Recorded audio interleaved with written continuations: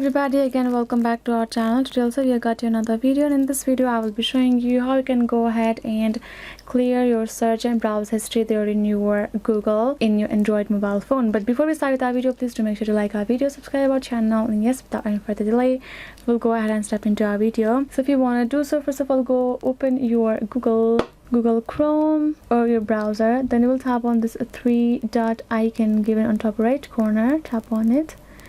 Now go ahead, tap on this history option there. Now you will see all the browsing history that you have so far there in your Google right there.